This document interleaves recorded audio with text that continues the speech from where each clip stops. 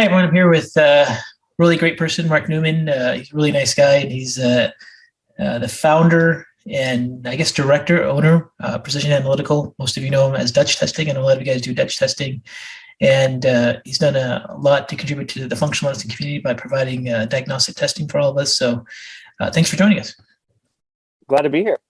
Okay, Mark, tell us about your background. Tell us about like from when you were in school, in college, to how you got interested into labs, and then how you eventually end up developing your personal laboratory and running the Dutch test. Yeah, sure. My background was chemistry as an undergrad, and then I forensic science for graduate school, and kind of had the crime lab sort of thing in my mind, which I fell out of love with rather quickly, but ended up doing.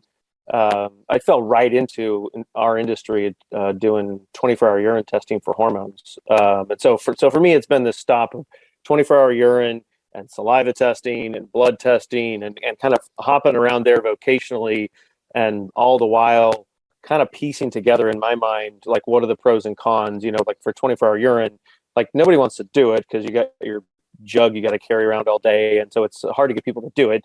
And then if your cortisol's low in the morning and high at night, 24-hour urine says you're normal. So that's you're losing the diurnal patterns that we love from saliva. But all these metabolites are really interesting. There's a lot of really interesting stuff you can look at in urine testing, and so looking at then saliva testing, where of course it excels at looking at cortisol and melatonin and things that move around throughout the day, and that movement is relevant. And so for me, what we put together is trying to develop something where with a relatively easy collection, so we had people collect initially just 4 dried urine samples throughout the day, timed to capture the cortisol curve, but also designed in a way that gave you a 24-hour urine equivalent for things like estrogen and testosterone and cortisol metabolites and estrogen metabolites and all these things we can measure in urine testing. And then we went about validating that. We published the correlation between the cortisol pattern in urine and saliva, and the 4 dried samples, which it's a little bit tricky taking 4 samples and getting them to be equivalent statistically to a true 24-hour collection. But the data fell together really nicely, and we've since published all of that data. Then we published serum correlation data for the sex hormones, because that's really the gold standard there.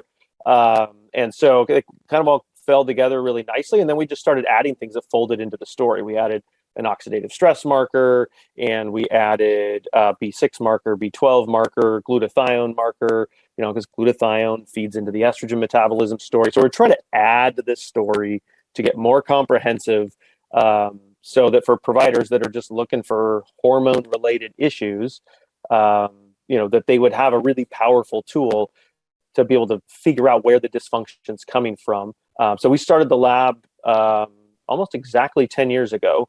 And like I said, the analytical methods and the data came together really nicely. And so we've just been kind of building on that ever since. And that's what we do. I always tell people I'm an inch wide and a mile deep. I've really dug into reproductive and adrenal hormones, and really haven't ventured outside of that in my studies, because it is a really multi-layered, complicated topic from the lab standpoint and from the interpretation and application standpoint. And so that our focus is pretty narrow on that, and there's a lot there. So that's what we do. Okay, that's great. But tell me the transition from, okay, you graduate college. Yep. I want to know about you. Oh, you want to know about me? I'm a chemist. How interesting can I be? Given you're a chemist, we have to live with that. Chemists can be a lot of fun. So you're a chemist, you finished college, and then you decided to work with a lab? Yeah, I got my graduate degree in forensic science, and I just got a job at a lab doing urine testing, and thought, well, this is kind of interesting. And, the testing itself had a lot of flaws that I was sort of uncovering and trying to figure out, like, how do we do this better? And so we ended up rebuilding that from the ground up, like on the fly, which was really interesting and not recommended. But that's where I got my start at, like, what I'm passionate about is building the tool, for providers someone was asking me the other day, and the analogy that came to my mind is, I see these functional medicine providers as kind of the hero of the story of being able to take all this information and make people better. And I really see our job as being like Q in the James Bond story of like, if we can get this really sophisticated but easy to use tool that can uncover a lot of the issues that a patient may be having, that's what I really like, geeking out over is, what extra information can I get that can add to the story so that, really just a higher percentage of people that do our test have profound change afterwards, because we're able to find something that's dysfunctional. And, for everything we measure, it's not just hormones, but it's also unfolding the metabolite story. So there's a lot there. Right. With your lab, I mean, I can tell you your website's great. You have really fantastic reports with nice diagrams and color illustrations. You have nice educational videos on your website. That's all fantastic. Now, when you first started, you were working with ZRT Laboratories, right? Yeah, that was my third stop with ZRT, and they do a lot of things really well. And I, the passion and the insight for what we do came from my time there, which was, I tell you, one of the experiences is that we had a really big client that was doing weight loss, and they were selling the concept that cortisol is related to weight loss. So we're going to test your salivary cortisol, and we're going to connect it to weight loss. I'm like, okay, that's interesting. And we've got millions of results. So I started digging through the results and looking at the connection between BMI and salivary cortisol, and there isn't one. And if there is one, as you dig through the literature, it's a slightly negative relationship, not this massive positive relationship that people were talking about and actually selling the test on, which is, no fault of the labs. It's just people's application really wasn't accurate and in line with the literature. And when I started digging into that issue, I found, oh, wow, like when you move from the skinniest of us to the biggest of us, the cortisol metabolites will like double and triple. Like the cortisol production is increasing in this massive, profound way. But the free cortisol is, if anything, getting reduced because of the fat sequestering the hormone. There's this whole story here, right? So it becomes this like three-dimensional story of your stress response and cortisol throughout the day, but also the production of cortisol. And if you want to know cortisol production, free cortisol is not the place to look. It's the metabolites. So we started piecing all this together. That was issue number one for me. And then issue number two was, saliva is this interesting concept in that it's really easy to go to the literature and show me that free cortisol is better than any other measurement, right? Like saliva excels at that. And then you take that argument and you apply it to estrogen. And conceptually, it makes sense that I still want to be in saliva for estrogen because, hey, it's free hormone. The problem is there's so little of it there that the analytical methods that are commercially available really aren't up to the challenge. So one of the things that frustrated me is when you test, if you look at a lab's reference ranges, which is just them telling you when we test healthy premenopausal women and healthy postmenopausal women, this is what we get.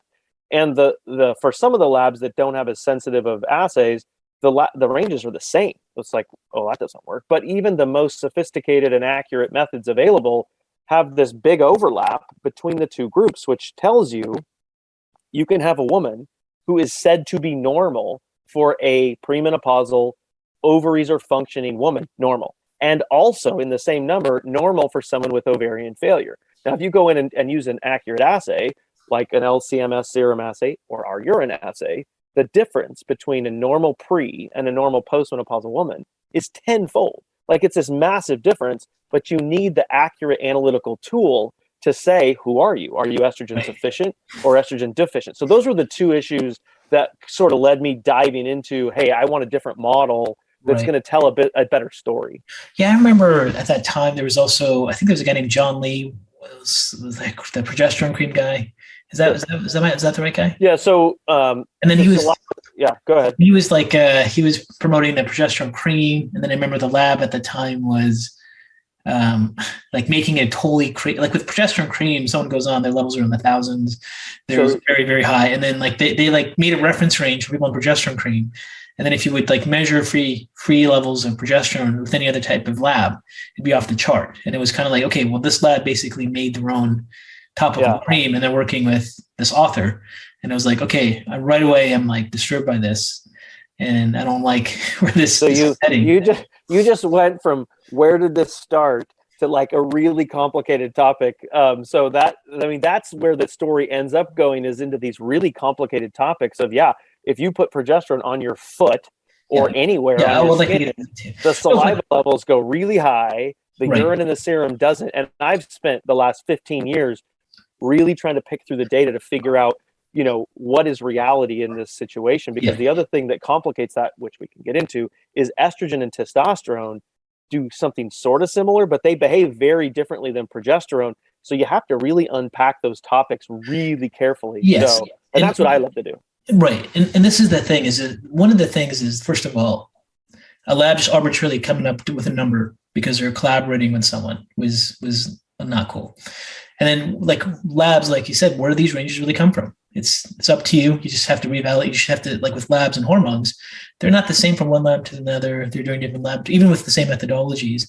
And then you have CLIA that's just making sure that you can reproduce it, but not really determining what the range is. So as like a practitioner looking at hormones, it's the wild, wild west, meaning that hormones all over the place. There's protein bound, there's free fraction, there's binding globulins, there's elimination, there's clearance, there's metabolites, and there's different metabolites. Then you get to the receptor site. And at the receptor site, there's many things that modulate the expression of the hormone. The impact of one hormone is not a single, it's a multivariate model of all the things that can increase or decrease the sensitivity of the hormone. And we try to make it so linear, and we like to try to one measurement. And like when you take a step back and go, okay, this is really the wild, wild west of science and physiology.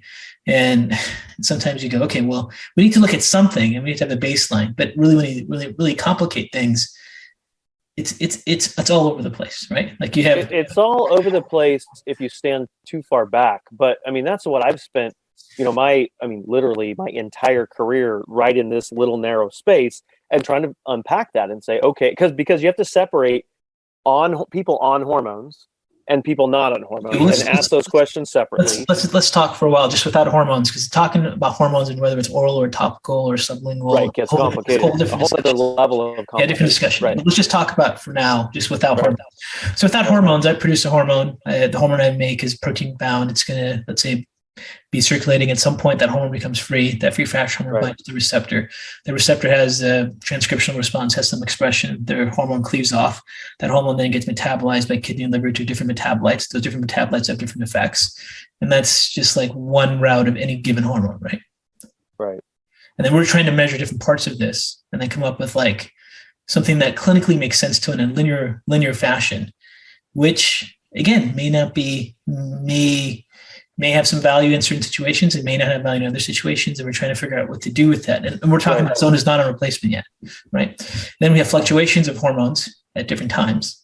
Sure. Not even with the same person, different cycles of the month. They can be slightly different from one to the next. And then we have points you made out, like free cortisol. Then we have a lot of associations, right? Like free cortisol between serum-bound cortisol, between urinary metabolites of cortisol. So like if a person's like looking in critically, forget like the model, because every person has a different hormone model. Like if you go to any conference, you have all these different hormone models. You have the anti-aging model, you have peak hormone levels, you have the replacement model, then you have labs that have their own models, and everyone's kind of like saying their own thing. As an example, Zero T was saying their own thing, working with an author when you were there. I saw the John Lee story with the cream that was there.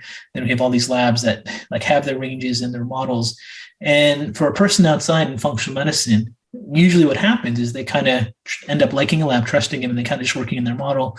They use your baseline before and after, which is great. That's fine. That's kind of where everyone's left because there really is no other choice. And then and then you look at, like, for example, routine laboratory tests with someone like LabCorp or Quest, these major labs, and the ranges are like literally 0.1 to 350. And it's like, wait, that's almost everything. So why am I even measuring this? So I just want to use that's the frustration for a lot of us as functional medicine practitioners when we kind of look at it. Now, listen, there's different degrees of functional medicine practitioners. They're the ones that just go, well, if it's a lab, it's got to be real, and we trust everything they say. And then there's people that are critically thinking at this going, I don't know where to buy into this model yet.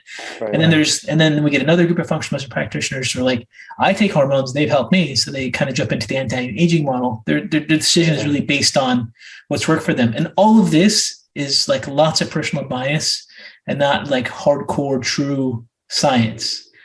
Yeah. That's like kind of the Yeah. framework of it, right? Yeah, and I think, I mean, it's true that it can be frustrating, but I don't think, I don't think by any means it's a hopeless situation. Like for us, we have an estrogen story we want to tell, we have an androgen story we want to tell, and we have a cortisol story we want to tell. Now there are other pieces that are related to that, but at the heart of it, it's estrogen and progesterone, androgens and cortisol. And as you dive into each of those and you start unpacking those, there's a really nice story to tell there. I mean, we just submitted, for example, a publication looking at our androgens and saying, listen, we measure all these androgens. If less than 4 of them are high outside of range, our data says, like, you very, very likely don't have PCOS. Like, there's a nice clinical association between the amount of androgens that end up in urine and the way they're metabolized, and something that represents or presents in women as high androgen symptoms. Like there is the successful utility of this. I think the thing that's been challenging is if you go back to Mark, that's making an association with the condition. I'm not talking about that. I'm talking about what are the actual levels. So, for example, people could be looking at levels of going, is this accurate? If I measure metabolites in the morning, it's going to be the same in the afternoon. Are there different variables that can impact my levels? This is where some of the confusion. Yeah, I mean, you want to start with each family of hormones and figure out how to tell that story well. And that's what we've been doing, is trying to figure out how to tell that story best. So like one story that's told imperfectly by urine is testosterone. That we encourage people that our androgen story is really rich and there's a lot of good information there, but testosterone's best measurement is in serum. Okay, well let's talk about testosterone, because I think this will be a good way to understand the concepts. Sure. So you have androgen story, and the androgen story is different between males and females, right? Yep. And an androgen story in females is mostly insulin-related, PCOS-driven type elevations, right? And maybe some. Yeah, I mean, the lab story is how much DHEA or adrenal androgens are you making? Yep. How much testosterone are you making? And then how are you metabolizing it? So, for example, just one example is when testosterone is free, it's able to do stuff, right? So if it goes into your cell, it can act on the receptor, but we know that if it gets turned into DHT, it's 3 times as potent, right? So then a very simple story would say, well, measure testosterone and measure DHT. Except it's not that simple, because DHT acts in the cell on the receptor, and within that same cell, it's metabolized to a hormone called androstenediol. And when you look at PCOS women, it's actually that androstenediol, the metabolite of DHT, that is most set apart from the healthy controls. So it's a really sensitive marker for androgenicity in women as an indirect marker of what's going on in the cell. Those are the types of things that we really dig into at a high level, and then try to present it to people as a nice, cohesive, as simple as possible story. But it can never be, boiled down to a paint by numbers, oversimplified story, because endocrinology is, there are a lot of wrinkles to it. Right. So we want to give. But Mark, what I'm saying is the complexity of it there to make stories, to try to make it digestible? I mean, because first of all, androgen and females being high is like as simple as you can get. Like, is it PCOS, right? I mean, what are the things that really were driving androgen elevations? Well, PCOS would be one reason why you would have high androgens. What we're trying to look at is with the exception of a rare tumor in PCOS, why would you have higher androgens in a female? Well, the chemist would say that's not my field, but my job is to give the tools for highlighting when a woman has androgen excess. And when you have androgen excess, you might think in your mind, oh, I just want to know about testosterone. But it's not that simple of a story, right? I want to know about about DHEA and androstenedione production. I want to know about testosterone production. If either of those are off, that can cause an issue. But then there's this third component of metabolism, because we know if androgens go down that alpha pathway, they pack a lot of punch. So our test indicates DHEA, androstenedione production, testosterone production, and then how you process your androgens. There's sort of 3 levels of interrogation that we want to see in the whole story of testosterone. When you're talking about a man, it's similar. DHEA and androstenedione are interesting and important, testosterone in this case is coming almost exclusively But from the gonads. this is the point I'm trying to talk to you about clinically. At the end of the day, it's a metabolite. It's elevated. I'm going back to PCOS, right? Whether I have 5 different metabolites or not. Well, there's a difference between someone who's pushing down the alpha pathway and making lots of DHT, or someone who's simply making too much testosterone, or simply making too much DHEA as a precursor to create lots of testosterone. So there are different causal reasons for different stories, and that's so. What's the causal reason? Because this is what I don't understand with metabolites. Well, for 5-alpha reductase being overactive and pushing your testosterone down that pathway, then insulin's going to play a really central role, probably in that story. And as you treat those patients, what about the other pathway? Isn't the other pathway also driven by insulin? The other, meaning the 5-beta pathway? Yeah. Yeah, not to the degree that the 5-alpha is. Right, but not to the degree. But that's what I'm saying. It's like the degrees of. I'm just saying, as a clinician, we're looking at this going, I have androgens high and all these metabolites. Where am I going? Because the confusion is it alpha or is it not alpha? Is it DHT? Is it 5-alpha androstenediol? This is where the most common feedback we get, and I get as an educator, is what do all these metabolites mean? And it's like, well, they're just metabolites of testosterone. What do you do with the androgen in a female? It's high, check for PCOS. But whether it's one or the other isn't going to necessarily make a difference for us because it's still insulin. It's not like we have a different interventions. Like if I did a literature search in 5-alpha DHT and look at mechanisms that can trigger that versus, let's say, the 5-androstenediol pathway, is it different? Well, right. And I think part of the value of that is just having like many representatives of the same family of hormones as you look for issues and treat women and watch that story evolve. Like it. Yeah, I'm not saying it's not useful. I'm just telling you the level of what's confusing for practitioners. I mean, I think if you ever see any of the androgens high, you would suspect PCOS-driven pathways and go down that route as a clinician. So it's useful. But then I think what confuses people is, do these metabolites actually mean anything more than just, okay, one's higher, so I should suspect this? We're just talking about the story of androgens in females right now, right? Just to make it simple, it's as simple as we can. That can't be any simpler than that. And then if you're looking at that, so these metabolites really make that much different. And what if one's low and one's high? Now I have conflicting information. What if one's normal? Well, I mean, what I'm trying to do for you or with you is characterize that woman like with respect to, in this case, androgens. And I think as you see those distinctions between, so I was just looking at a study yesterday where they took women, put them on dexamethasone, so they just shut down their adrenal. Wait. Let's not get into replacement yet. I'm not talking about treatment. This was a study. And then what they did is they gave all the women the same dose of DHEA. And then they said, where did it go? Yeah, right. And the PCOS crowd made a whole lot of DHT and even more androstenediol, right? Okay. So they're shuttling it down that pathway. The women who didn't have PCOS don't shuttle it down that pathway, and they present differently. So as we're trying to piece this together of like what's causing the dysfunction that you have and what can we do about it, we can address hormone production and we can address hormone metabolism, and there are different tools. Right. But let's stick to where we're at with testosterone. So if I have 5-DHT high, for example, as an expression, what's to say that wouldn't be the same the next day, or would be different the very other day? Maybe have my 5-alpha androstenedione up the next day versus 5-alpha DHT. Does it really make that much? Does these metabolites are they really that stable? Do not fluctuate from day to day? At the end of the day, no, I can tell you, I've tested myself 100 times, and time you're male. I'm not talking. Yeah, but my metabolism pattern is really consistent. I'm a big time 5-beta metabolizer. No, but let's talk about the PCOS scenario. Right. Insulin driving these pathways. I'm not talking about male, that's gonad issue in different scenarios. But with female PCOS driving it, whether it's one androgen pathway or another androgen pathway, at the end of the day, as a clinician, and the reason I'm saying this to you is just to say, as a clinician listening, like, it's okay. These are metabolites are going to be different. They're going to be all over the place. You still have to look for PCOS. The more metabolites you have, that's okay.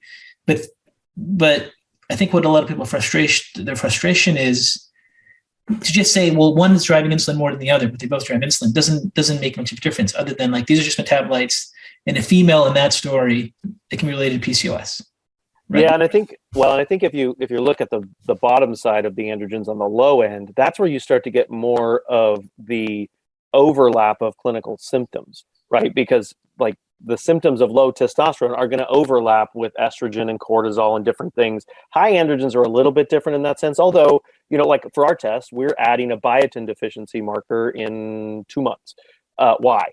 Because 5-alpha, if you really push down the 5-alpha, it can cause what? Hair loss, right? So if you have hair loss, biotin can cause hair loss, thyroid deficiency can cause hair loss, or DHT. So if I want to know what the causal factor is for you, the urine metabolites can give me an indication of what's going on literally in the hair follicle, of whether those androgens are pushing down that alpha pathway or not, so that I know, or at least I think, what the cause is of your symptoms, because I'm not going to pick the right solutions if I don't know really what's driving something like hair loss, or on the low side, Mark, if I don't have things like that. I don't have 5-alpha DHT high, I could still have other other androgen metabolites high and still have hair loss. It's not specific for it. Meaning, if I went through every single metabolite and did a clinical search for the exact, and I've done this, but you go through and look for every single metabolite and try to answer the question: what are the clinical symptoms? What are the differences? There's not much on it in the field of endocrinology. It's not so like the ratio of 5-alpha to 5-beta metabolites. Like, there's decent literature on that correlating to symptoms in women of high 5-alpha or high androgens, right? Hair loss and things like that. So that's either you or it's not you. And if it is you, it can help you, I think, in determining what solutions might work best for. No, I understand that concept. I'm just saying, these metabolites, we don't have a lot of information about them either. We have a couple ratios here and there, like the androgen metabolite you mentioned and the 2,4,60 metabolites that have some, associations with risk for various conditions, whether it's PCOS or estrogen-sensitive malignancies and so forth. But the metabolites themselves just are more markers to kind of give us a bigger clue of what's happening. But individually by themselves, it doesn't change your clinical management. Let's say in the androgen story, for example. I wouldn't really necessarily say that. I mean, I certainly see a lot of cases where, I'll give you an example. Androstenedione high, DHEA is high, testosterone is high in one person. In another person, DHEA and testosterone is not high, but 5-alpha DHT and 5-androsterol is high. How would you treat them differently? So if you forget treatment, as a chemist, what's the mechanism chemically different? So you're saying if someone presents with high 5-alpha metabolism, and let's look at all the different look at different androgen metabolites, and one of them has high DHEA only and high testosterone only. Okay, right. On the urinary metabolites, right. And another person only has 5-alpha DHT high, and then the 5-androstenedione high. Right. So then I'm going to overlay the clinical picture and see what's going on with that patient. Right. So having high testosterone can obviously lead. Let's say their symptoms are, they're both overweight and they both have infertility. Okay. So the classic symptoms of high androgens would be, so my first line of questioning of, are you struggling with acne and hair loss and facial hair growth, that sort of thing. So either they are or they aren't. Okay. Obviously, if they aren't, then I'm not that concerned. So, for example, your high testosterone patient. I have a woman who has slightly high testosterone. She doesn't have high androgen symptoms. Like, well, that's interesting. And then I look at her metabolism, and very often she's not a high 5-alpha metabolizer.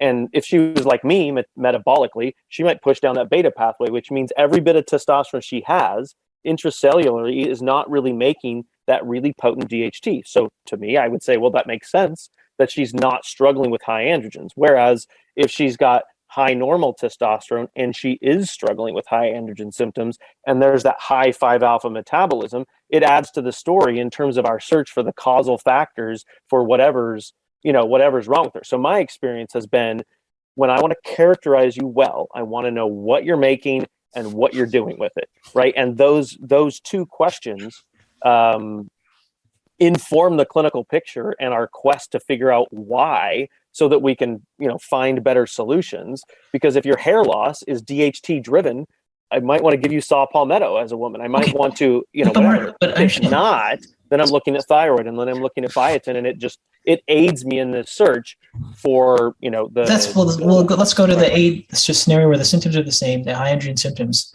One has high DHE and testosterone, patient one. The other patient has the 5-alpha pathways high. Does that change anything?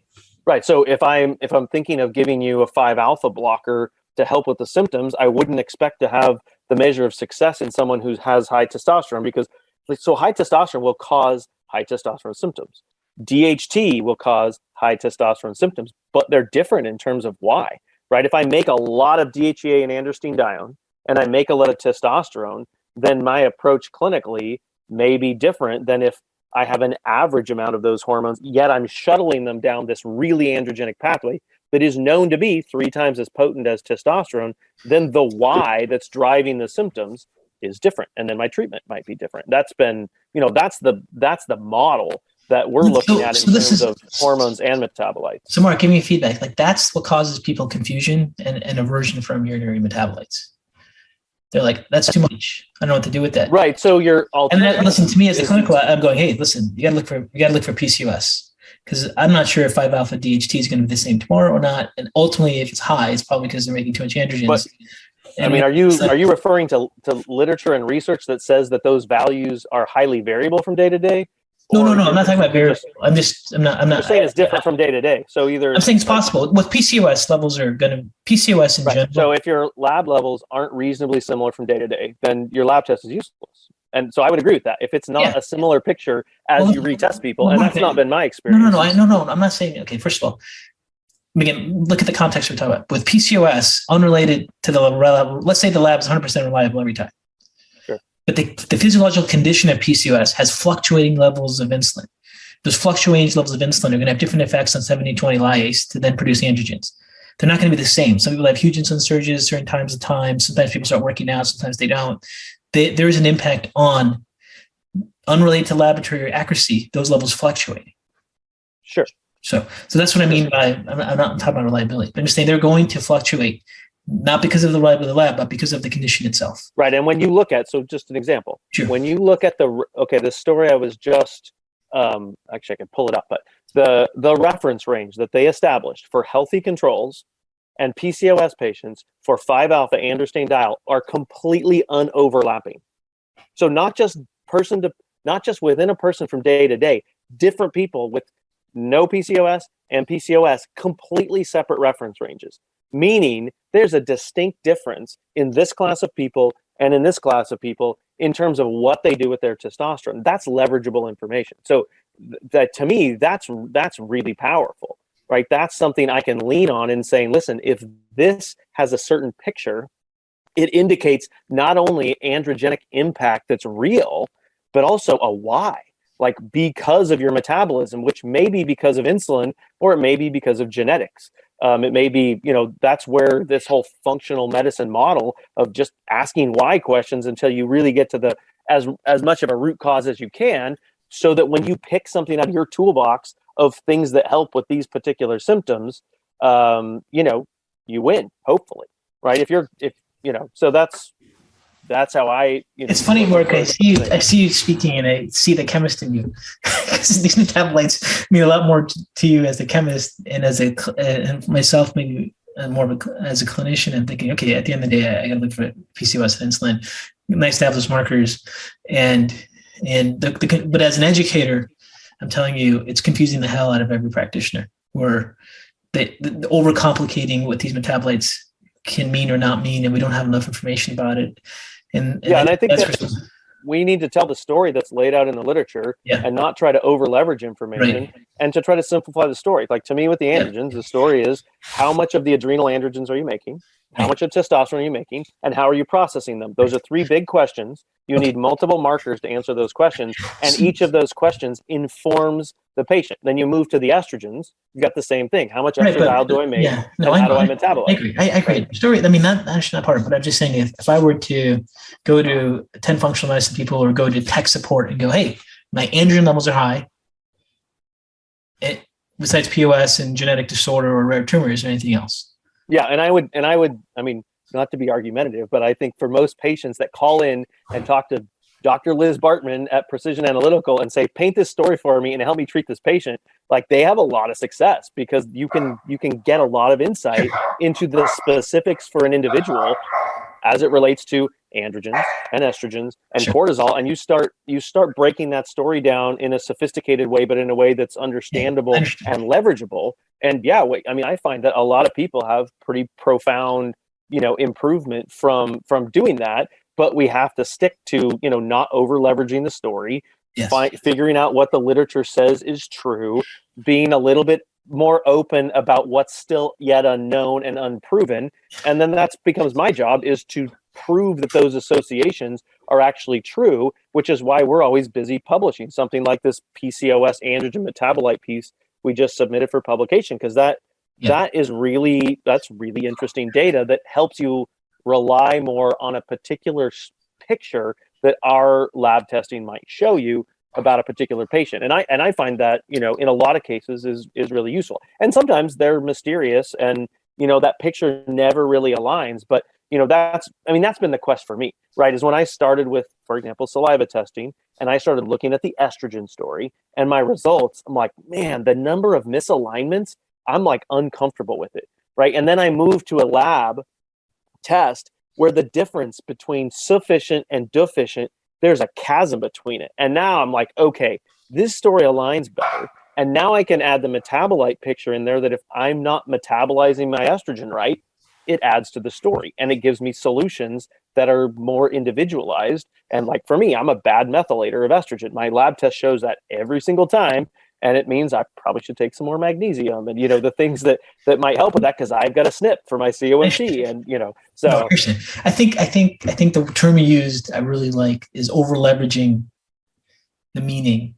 So I'll tell you the phrase I've been using a lot lately is meaningful differentiation. Like okay. That's what we're in search for, is where is that difference actually meaningful and leverageable? And if it's not, then, we got to, because there are stories that don't end well, right? I've just dug through all my data and I'm looking for a cortisol story that has a meaningful difference in progesterone. And you know what?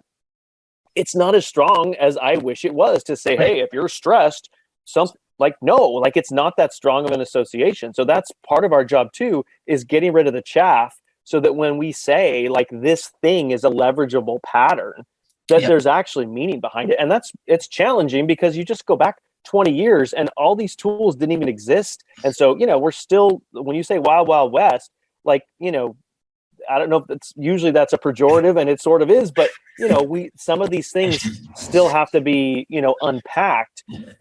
So yeah, it's an interesting field. Yeah, I agree. I think it's very important to have measurements. It's very, very important to look at windows and baselines and see things. You can get clues to what's going on. I think like the confusion, like I was saying, is the lack of research on each of these metabolites individually and what to do with it clinically is where the frustration is. I'm not saying they're not useful to have. I'm not saying that they can't be of use to some things, but I'm just saying there just isn't much information in the field published on. But let me move on. We talked about females in the androgen story. Let's talk about males, because it's a whole different level, right? So I have a guy who, let's say, now has different androgens. Maybe you want to start with low or high. What do you think we should start with? We don't often. I actually can only think of one case where the guy was complaining of too much testosterone. And it was kind of comical, because I read his symptoms and I was like, that does sound uncomfortable, actually. And his levels were way off the chart. So I don't know how you fix that. But usually we're talking about, I don't have enough testosterone, I don't have enough vigor, and all the things that go along with that. And then the question is, what's the best analytical tool for that? And that's where we have to tip our hat as a urine lab and say that the best way to assess testosterone is to get a serum total and free testosterone. And our test is complementary to that. It's not the primary. It's not the primary for testosterone. And that's a complicated story, but I could unpack that if you want. No, Mark, we had a discussion like this once at IFM meeting, and I was very impressed by your level of understanding of hormones. So let's talk about with males. With males, like you said, with the male has primary hypogonadism, they could have high LH, they can have primary, secondary hypogonadism. Right. And the LH will be the key difference, right? So someone has low testosterone and high LH, then we know they have testicular cells that may not be doing their primary hypogonadism. But if their LH is low and their testosterone is low, then we know that they may have a pituitary issue or secondary hypogonadism. Right, with the difference, right, exactly. The dog going crazy. I saw you had a lab. I have a little golden doodle. A golden So, retriever. Okay. yeah, no, golden doodle. So she's like 3/4 mini poodle and 1/4 golden retriever. So with the way I've always taught this was the benefits of there's the benefits, pros and cons of serum, urine, and saliva. And I'd love to have you give me your thoughts on it. The way I've always been teaching all these years was with serum testing, you have some benefits because you can measure hormone metabolites like FSH and LH and ACTH and prolactin. You have a lot of different variables that you can't really measure accurately or even commercially available with saliva or urine. Right. And then saliva testing has certain advantages of measuring things like binding proteins, like sex hormone binding globulin or thyroid binding globulin or albumin or whatever these other ratios are. We just can't measure any other way. So one of the advantages of serum testing is that we have more options and more things to check. Right, but and when the gland is making a hormone, the total level is probably the best reflection of what the gland is actually making, and then we have some free fraction levels that take place, which is a reflection of what the receptor binds to. Right. And these are like some of the advantages of serum. And then the advantage of saliva testing was the fact of being able to measure circadian rhythms, but it's all free fraction. We don't have measurements of protein bound, and urine testing. Is a reflection of post-hepatic, post-renal clearance. And there wasn't much research. Like you guys started publishing papers 2019, 2021 that I've noticed. Yeah. Right? Where you were starting to make some associations and a really high degree of correlation between dried urine sample and then and the urine sample itself, right? But we don't have correlation. Tell me, do we have correlation studies out there, whether you did it or not, between like urinary estradiol and serum estradiol? So we've published serum estradiol and progesterone compared to our dried urine. We've compared dried urine to 24-hour urine. That's all. What's that? Yeah. No, the publication there, or the correlation there, is strong and was impressive. And it's difficult because the hormone gets into the urine several hours after it's in the serum. So like it's a challenging correlation, and even yet those patterns throughout the menstrual cycle and comparing pre and postmenopausal women as we looked at serum and urine was really nice, and we published that, and that's as well we should, and that's I'm not aware of other urine labs that have published that type of data, but and it's not the easiest assay to set up. Now for testosterone, it's different. For testosterone, and actually I don't know if you mind me sharing my screen, but I can show you the linchpin issue for urine testing is that testosterone is not as strong of a correlator. And by the way, Mark, just really quickly, pull that up. Yeah. Are you guys comparing protein bound levels or free to urine? So we compared both. What we published was just the total in serum, but that's estradiol. Like the free fraction is not quite as critical for estradiol. So if you're talking about testosterone, you can measure it in saliva. Since I just popped up to this slide, I will show you the issue with saliva is, on the right, you can see salivary testosterone versus free testosterone. Wait. Can you point things out to us? Yeah. Here, let me. I got my highlighter. Don't you worry. I get a lot of grief. A lot to take in all at once. You've seen it before, but we haven't. I get a lot of grief for the use of my John Madden highlighter. So this right here shows you that salivary testosterone, free testosterone. There's a high correlation. Guess what? Free testosterone that method, serum. Yes, and that method is not commercially available. You look at the commercially available methods. This is a study where they compared LCMS, which is better, to the FDA approved test. And like, this is, no offense, this is just crap. Like that's like barely better than a random number. So the issue with saliva is 1, the potential is there for it to work well. 2, the commercially available methods are not very good analytically. So is there potential for it to work? Yes. Does it work very well? Like I would want to see a lab that is done like we did with the estradiol is publish serum data with your method, because the methods that are used in the industry are not great. Now, this is an area where we get to be sort of open-handed and say, wait, Mark, let me point out something. But that's specific, the correlation assessments you're talking about, free testosterone and saliva testosterone, is you're saying what's not valid is saliva testosterone?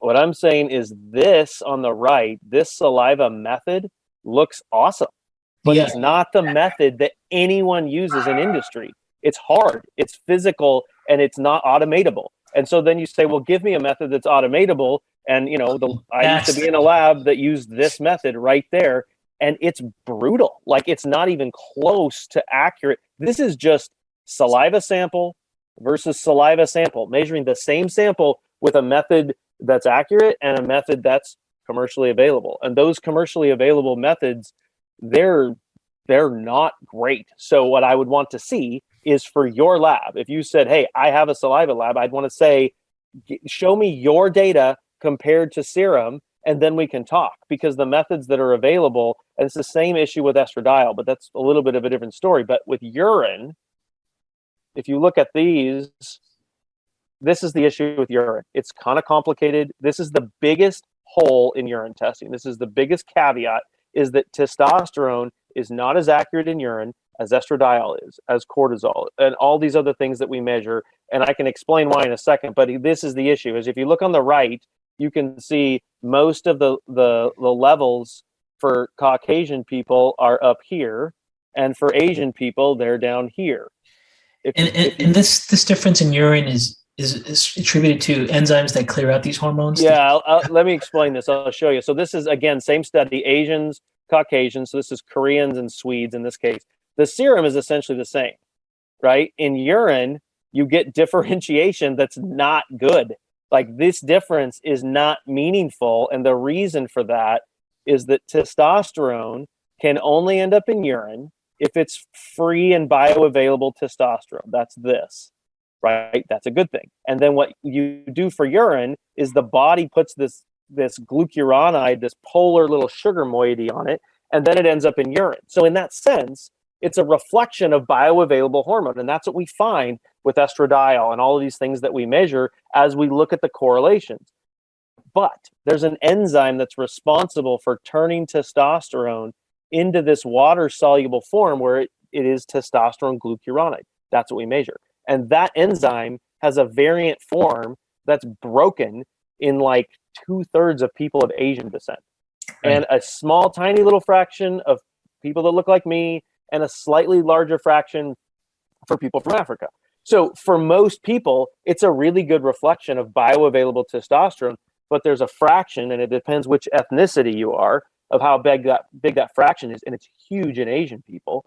That enzyme doesn't work, which means testosterone finds its way into urine as some different form, and that's a longer story. But this is the reason why we say our assay is great for almost everything, but it's only okay for testosterone. And so we suggest for a man that your primary testosterone number is a total and free testosterone in serum, which is linked to all kinds of stuff in the literature. It's studied from here to Sunday, right?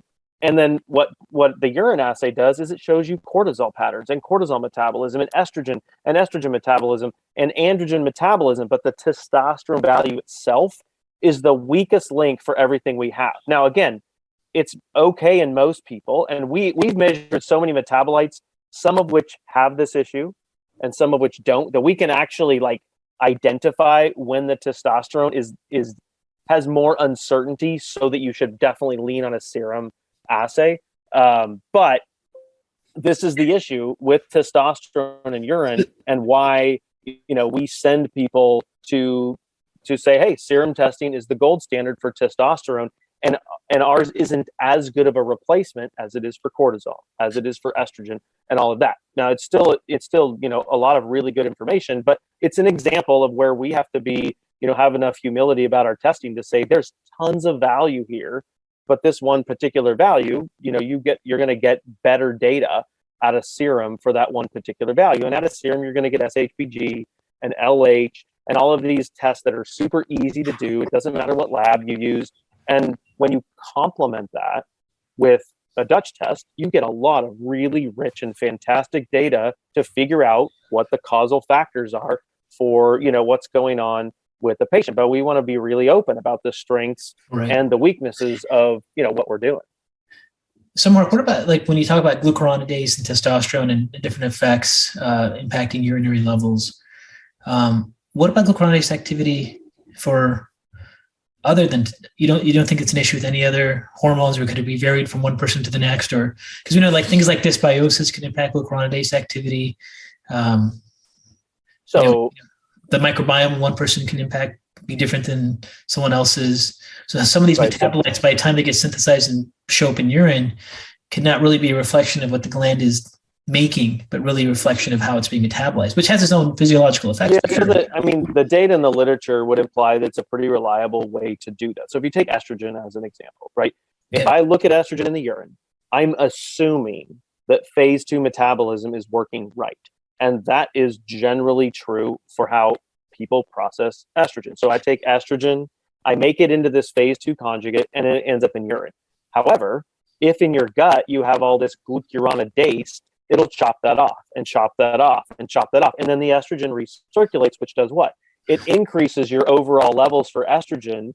And we see that on the test. When you have somebody who has, inflated estrogen because of recirculation or depressed estrogen because of whatever, from what I've seen from the data, both our data and what's out there in the literature, the thing that we measure seems to reflect well what's going on systemically. And that's what's not as true of testosterone, is its reflection of systemic hormone levels is really good for estrogen. It's really good for progesterone and for the testosterone metabolites. But for testosterone itself, it's just okay. It's one of the weaker links of a urine model. I mean, for sure, if you're looking at different metabolites, 2-hydroxy, 16-hydroxy, 4-methoxy, sure. I mean, urine's really the way to do it because that's a reflection of those actual metabolites. And since those metabolites are made, I mean, they recirculate back and have impacts on physiology and have their own impact. So it's part of the big picture. I think the simple model of like trying to figure out what's low to give them a replacement it's not that easy when you look at all these different levels.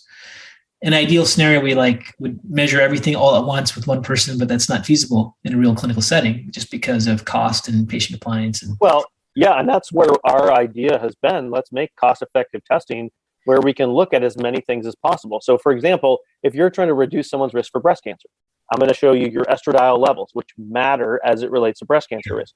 Your progesterone levels, your 2-hydroxy, 4-hydroxy, 16-hydroxy also matter.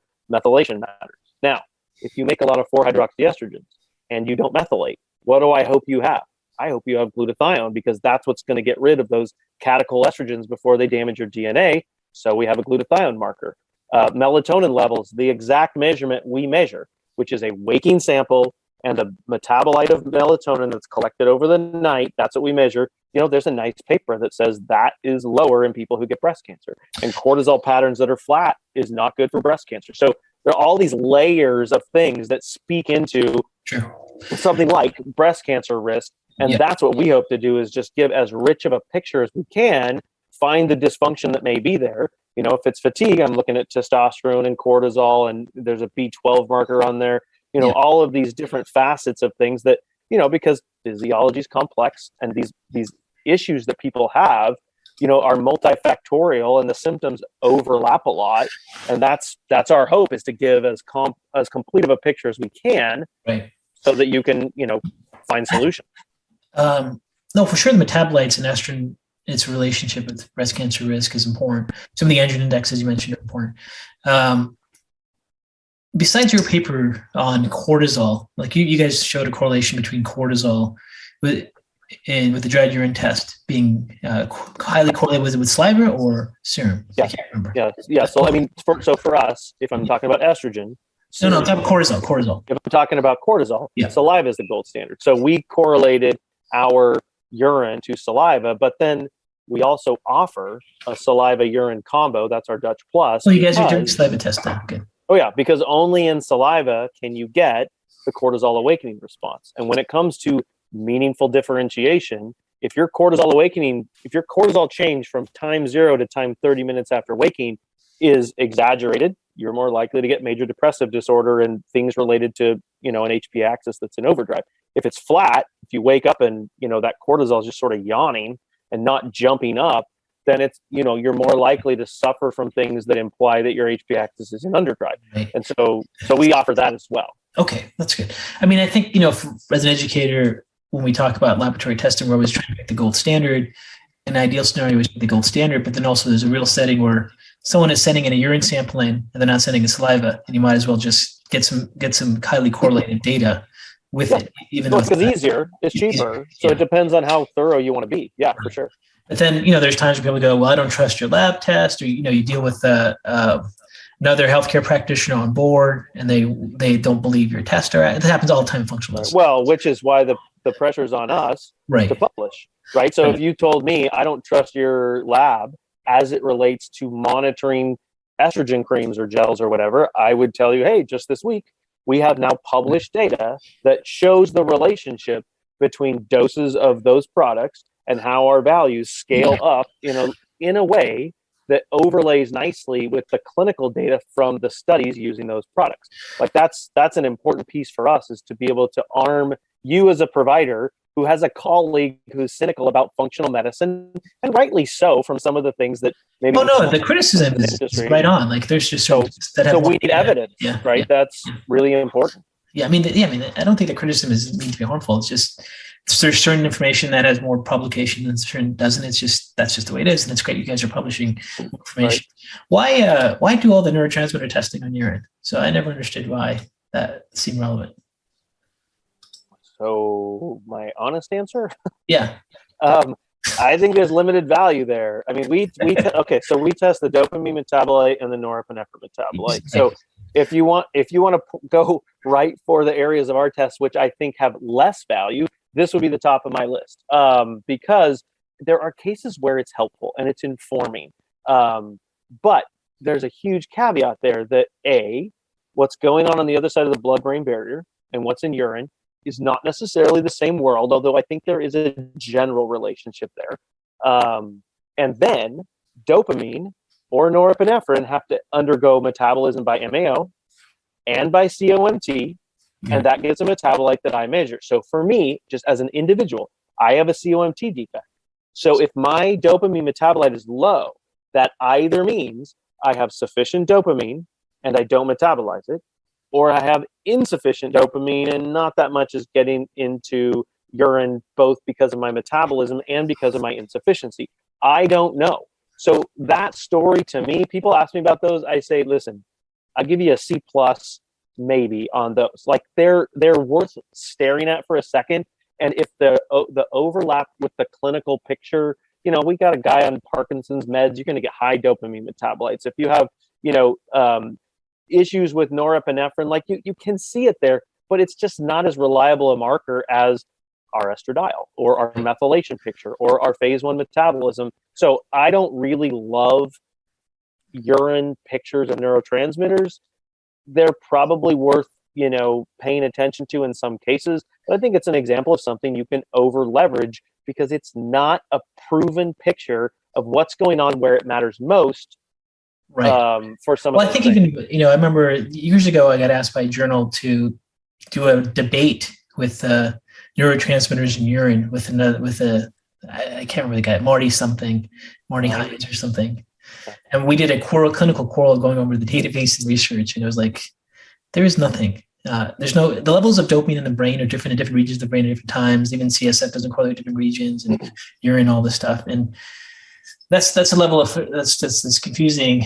So I know you guys are doing a great job as a lab. I know you have great results. People love your lab, but it's kind of like when you have those markers, you sometimes go, why are they even there? You have all these other tests that are so great and valid, and why even put them there? Because there is no scenario where they have any use other than someone's on dopamine, they going up, or there's a tumor in the gut. Yeah, and I think if you search for the symptom, like if you search for the symptom of low dopamine, like, because maybe they're a little depressed, but that's really leveraging and pushing for it, So our clinical team, have gone through so many of these, and I think their insights into where those are leverageable and where they aren't.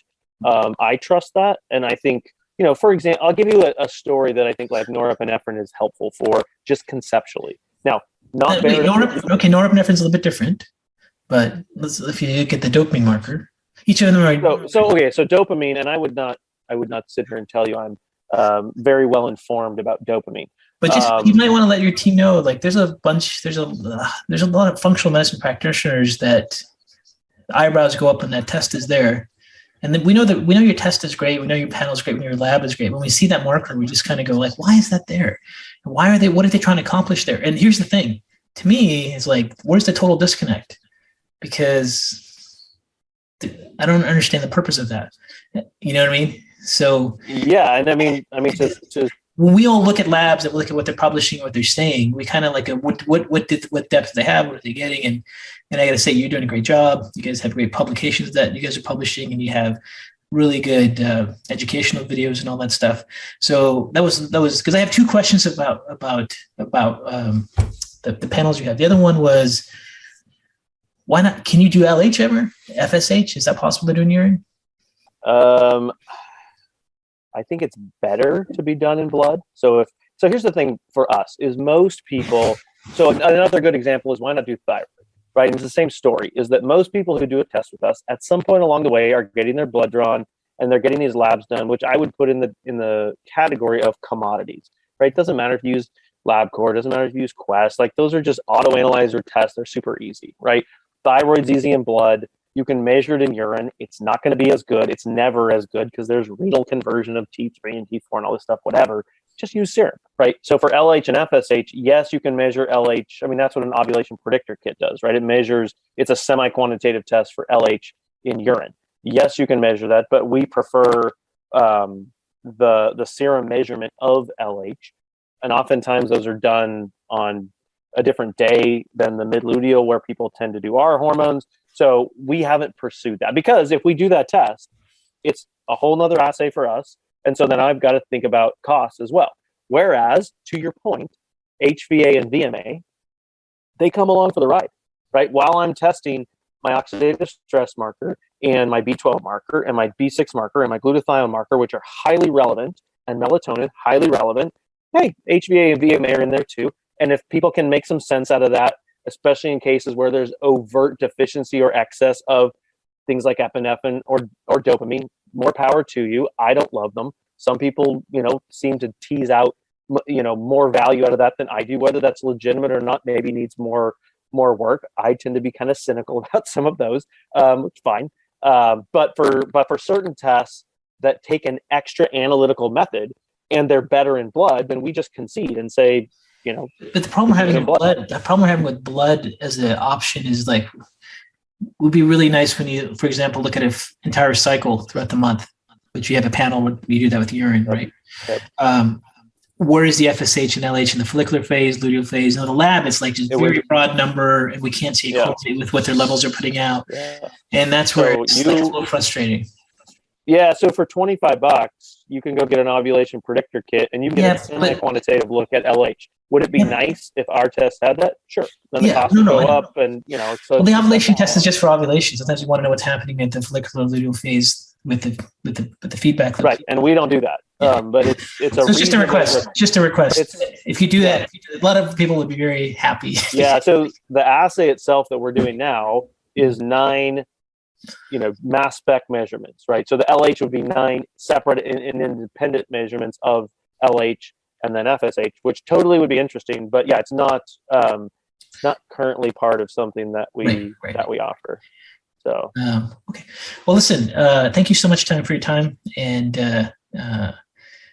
where can people find out more about DutchTest.com, right? That's where you have all your education information. Yeah, our website is DutchTest.com, and now thankfully you can go to PubMed and throw my name in there and dried urine, and you'll kind of get a little collection of the things that we're doing, and those are expanding all the while. So we've got people working on that all the time to try to just get more and more of that data out there, and to continue to refine the things that we're able to say with confidence about the things that we're measuring, to give people more confidence in leaning into those results as they look for solutions.